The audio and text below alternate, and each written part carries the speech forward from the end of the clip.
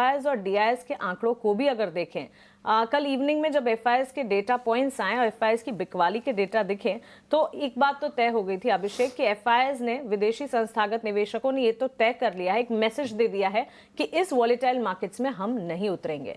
कमजोरी का रुझान देखने को मिल रहा है, इसी के चलते डीआईएस ऑफकोर्स लगातार संभालने का काम कर रहे हैं, लेकिन कैश में, इंडेक्स में, हर तरफ एफआईआईज की इनफैक्ट सेलिंग थी, कॉल राइटर्स मेजर थे।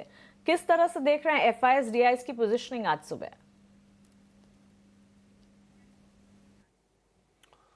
निश्चित तौर पर मानसी, देखिए एफआईआईज की कल की जो बिकवाली का आंकड़ा है, सेंटिमेंट थोड़ा कमजोर हुआ तो है।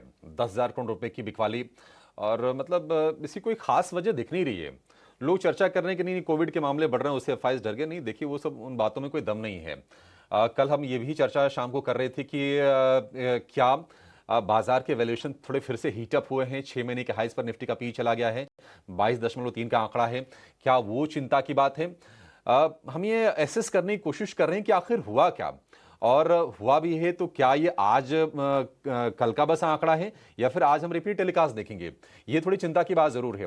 देखिए फाइज मतलब उनके लिए जो दो की एरियाज होते हैं वो होते हैं बैंकिंग होता है और आईटी होता है, उनमें ज्यादा उनकी पोजीशन होती है।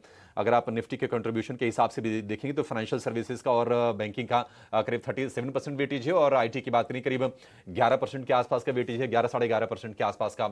तो इन दोनों स्टॉक्स में ही कल के बिकवाली निश्चित तौर पर ज्यादा हुई होगी एफआईआईज की। अब क्या किसी एक बड़े एफआईआईज ने बेचा है या फिर बाकी सभी एफआईआईज का मूड खराब हुआ है, ये नोटिस करने वाली चीज है।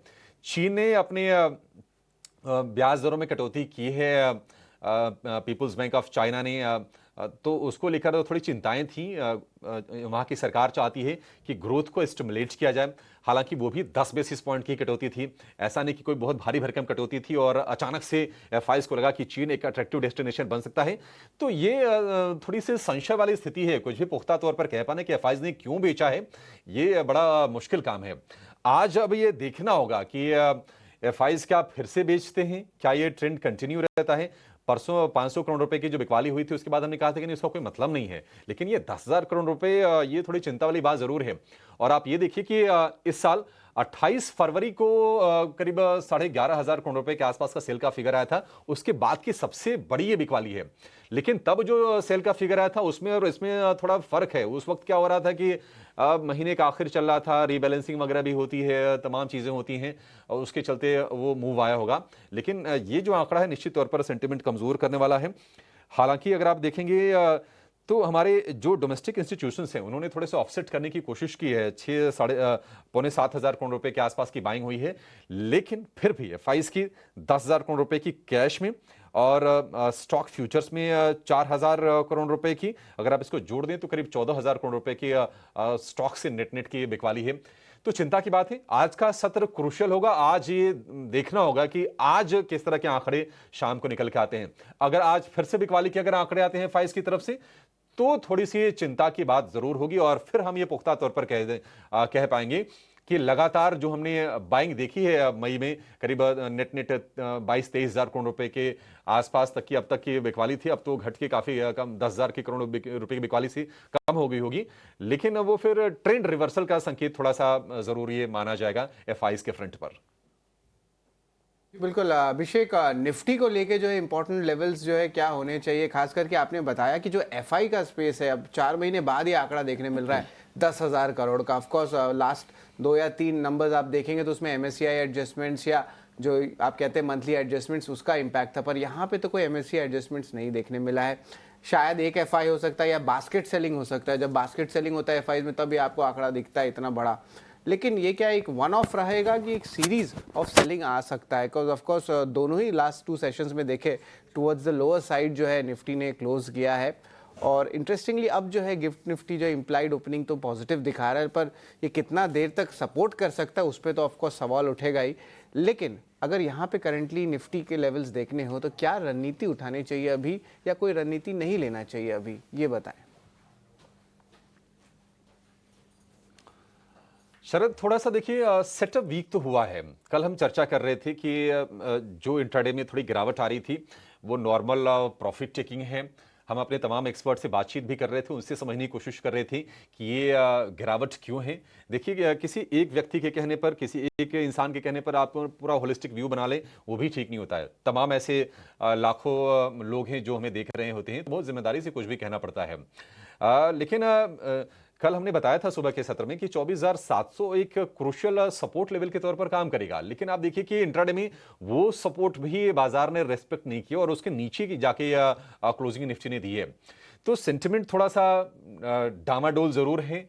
ग्लोबल अगर हम ट्रिगर्स की बात करें तो ना तो संकेत बहुत पॉजिटिव हैं, ना तो बहुत नेगेटिव हैं, न्यूट्रल हैं। थोड़ा सा बायस आप कह सकते हैं कि नेगेटिव साइड की तरफ जरूर है, और इसीलिए ये जो गिफ्ट निफ्टी जो ऊपर 22-23 अंक दिख रहा है ना, मुझे बिल्कुल यकीन नहीं हो रहा। मुझे लगता है कि नहीं, एक बार बाजार खुल जाए और उसके बाद आधा घंटे का समय बिता ले, तब आपको स्विंग ट्रेड के लिए भी तब आपको अटेम्प्ट करना चाहिए, चाहे लॉन्ग की तरफ या शॉर्ट की तरफ। आधे घंटे बड़े आज क्रूशियल रहने वाले हैं मेरे लिहाज से। कल दोपहर के बाद जो अचानक से बिकवाली आई ना, सच में उसने चिंताएं बढ़ा दी हैं शरद। और अगर हम निफ्टी की अगर हम बात करें तो निफ्टी में थोड़ा जो बहुत ही शॉर्ट टर्म के ट्रेडर हैं उनको सतर्क रहने की जरूरत है। जो पोजिशनल ट्रेडर हैं उनको ज्यादा अभी घबराने की जरूरत नहीं है। बाजार में ऐसा नहीं कि बहुत कोई चिंता वाली बात आ गई है, ऐसी कोई चिंता वाली बात नहीं है, ना ही कोई बहुत ही नेगेटिव ट्रिगर्स आ रहे हैं मार्केट के लिए। बस ये एफआईज की बिकवाली के चलते और ये प्रॉफिट टेकिंग के चलते आज हम चर्चा कर रहे हैं कि माहौल खराब दिख रहा है। अगला सपोर्ट की अगर हम बात करें तो अब वो है निफ्टी के लिए 24,500 से लेकर 24,450 की रेंज में। अगर ये सपोर्ट अगर टूटता है तो फिर से हम फिसल जाएंगे 24,200 24,000 की रेंज में। तो देखते हैं कि ये सपोर्ट बच पाता है, ये क्रूशियल लेवल जरूर है। अगर रेजिस्टेंस की बात करें तो हम तो 25,000 के ऊपर की जर्नी तय करके आए हैं, लेकिन अब 24,800 से लेकर 24,900 ये 100 पॉइंट की रेंज होगी। यहां पर जाके बाजार अटक सकता है। इसको पार कर लिया तो फिर से तेजी की शुरुआत हो जाएगी, और उसमें ये आंकड़े बड़े क्रूशियल होंगे कि एफआईज का सपोर्ट बाजार को कैसे मिलता है। देखिए, अगर पीछे बाजार अगर चला भी है ना, अगर हमने 21,800 से अगर हमने 25,000 तक की जर्नी तय की है तो उसमें एफआईज का बड़ा रोल रहा है, और नतीजे भी हमारे ठीक ठाक आए हैं। नतीजे तो अभी भी ठीक है, उसको लेकर उतनी कोई चिंता नहीं। आप देखिए डिक्सन के नंबर्स आए, कितने शानदार नंबर है, 3 गुना प्रॉफिट हो गया है। तो अपने मैक्रोज अच्छे हैं, लेकिन कहते हैं ना कि एफआईज की जो पैसे होते हैं वो हॉट मनी की तरह काम करती है। वो हॉट मनी अगर बाजार से अगर बाहर जाती है तो थोड़ा बाजार या तो साइडवेज होगा या फिर चलेगा भी, तो अटक अटक के चलेगा और फिर फ्रेश ट्रिगर्स का इंतजार करेगा। वो ट्रिगर आएंगे अब अगले महीने यानी कि जून में, जब आरबीआई की पॉलिसी होगी। देखते हैं, उम्मीदें तो हैं कि क्या रेट कट का तोहफा मिलेगा, तो उसका वेट करना पड़ जाएगा। फिलहाल 24,500 एक कह सकते हैं कि टफ रेजिस्टेंस के लिए निफ्टी के लिए काम करता हुआ दिखाई देगा। तो आज का सत्र भी आप मान के चलिए कि थोड़ा सा नेगेटिव बायस के साथ एक रेंज का ही देखने को मिल सकता है। शरद, आपने सही कहा कि एक रेंज बाउंड रिएक्शन जो आज भी देखने मिल सकता है, लेकिन ऑफकोर्स 2 दिन का नेगेटिव बायस जो है आज भी शायद स्पिल ओवर कर सकता है। लेकिन इंटरेस्टिंगली 24,500 का ये आंकड़ा है, ये एक बहुत इंपॉर्टेंट सपोर्ट लेवल रहेगा जिसको हम जो है ट्रैक करने वाले हैं। लेकिन अभिषेक, निफ्टी बैंक पे जो है खास करके क्या राय रहने वाली है? तो मैं एक चीज़ बता दूं दर्शकों को कि एफआईज लार्जली जो है आईटी और बैंकिंग, यहाँ पे जो है थोड़ी ज़्यादा मूवमेंट होती है। इनका सबसे ज़्यादा वेटेज एफआईज का इन दोनों सेगमेंट्स में देखने मिलता है, तो यहाँ पे भी चर्निंग देखने मिलती है।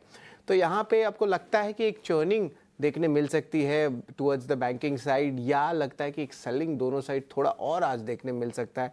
निफ्टी बैंक जो लेवल से, ऑफ कोर्स इनके जो लेवल से तो हायर साइड पे अगर आप निफ्टी के साथ कंपेयर करें तो, लेकिन निफ्टी बैंक लेवल्स पे यहाँ पे कुछ रिकवरी देखने मिल सकती है आज?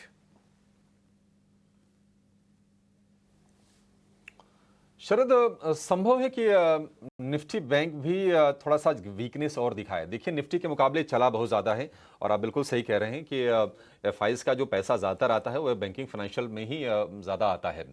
तो आज थोड़ा सा वेट एंड वॉच वाला मूड निफ्टी बैंक के लिए भी रहेगा। 55,000 का बहुत ही क्रूशियल सपोर्ट ब्रेक किया है। हमने देखा था कि 55,500 के आसपास था, मतलब परसों के सत्र में, और ये अचानक से हम कल 55,000 के नीचे के स्तर देख रहे हैं। 54,900 के नीचे आ गया निफ्टी बैंक, तो थोड़ी सी वीकनेस के साइंस उसमें भी हैं। अब 54,500 का जो लेवल होगा निफ्टी बैंक के लिए अगले सपोर्ट के तौर पर काम करेगा। और अगर हम रेजिस्टेंस की बात करें तो 55,200 यहां से एक क्रूशियल शॉर्ट टर्म में एक रेजिस्टेंस के तौर पर निश्चित तौर पर काम करेगा। और 55,500 जहां की हम परसों के ही सत्र में थे, अब वहां तक जाने में बाजार को थोड़ा सा जोर तो लगाना पड़ेगा। देखिए एक चीज ये भी है शरद कि बैंकिंग में अगर आप प्राइवेट बैंकिंग की बात करें तो ये चले हुए थे, अच्छे खासे चल गए थे, रिकॉर्ड हाइस पर एचडीएफसी बैंक पहुंच गया था, आईसीसी बैंक पे हमने तेजी देखी थी, यहाँ तक कि इंडसइंड बैंक अपनी वीकनेस के बाद भी 600 रुपए से 850 रुपए के आसपास आ गया था। मतलब बैंकिंग में ओवरऑल तेजी थी, सरकारी बैंक भी चल रहे थे, थोड़ी थोड़ी सी प्रॉफिट टेकिंग भी आ रही है। कल एचडीएफसी बैंक में करीब 1% के आसपास की हमने गिरावट देखी है। तो देखने वाली चीज होगी कि आज की चाल कैसी होती है। और फिर से मैं कहूंगा, बार बार ये थोड़ा सा कहना पड़ेगा कि एफआईज के आज के आंकड़े काफी हद तक हमें पिक्चर को सही ढंग से समझने में मदद करने वाले हैं। तो आज 54,500 देखते हैं कि ये सपोर्ट क्या निफ्टी बैंक बचाता है। अगर उसके नीचे जाता है तो फिर दिक्कतें थोड़ी सी निफ्टी बैंक के लिए और बढ़ सकती हैं शरद यहां से। ओके तो चलिए निफ्टी बैंक निफ्टी पर ये स्ट्रैटेजी और इस स्ट्रैटेजी पर खास तौर से हमें नजर रखनी चाहिए। और पिछले कुछ सेशन से बाजार में जिस तरह का ट्रेंड नजर आ रहा है, पिछला हफ्ता एक्शन पैक था लेकिन फ्राइडे सेशन से ही कमजोरी की चाल चली है और ये कमजोरी की चाल बेंचमार्क्स के साथ साथ ब्रॉडर मार्केट्स में भी देखने को मिली है। देखिए इंडिया विक्स के स्पाइक्स को लगातार कंसर्न्स के तौर पर हम देख रहे थे, निफ्टी बैंक निफ्टी की कमजोरी को भी लगातार कंसर्न्स के तौर पर हम देख रहे थे, लेकिन एटलीस्ट हमारे हाथ में मार्केट ब्रेथ थी जहां पर पॉजिटिविटी थी। कल के सत्र में वो पॉजिटिविटी भी छटती हुई नजर आई। एडवांस डिक्लाइन रेशियोज की अगर बात करें वहां पर भी क्लियरली ब्रेथ जो है वहां से भी कह सकते हैं मार्केट ब्रेथ ब्रेथलेस होती हुई देखने को मिली। और अब एफआईएस की ये बिकवाली के आंकड़े, ये सारी की सारी चीजें काफी हद तक कंसर्न पैदा करती है। और इस वक्त इकोनॉमिक इंडिकेटिव एक्शन के तौर पर ट्रिगर पॉइंट्स भी बाजार में कम है, बिकॉज रिजल्ट बैक्ड एक्शन फिलहाल इस वक्त जरूर देखने को मिला है, लेकिन we are in the last leg of results. कुछ चुनिंदा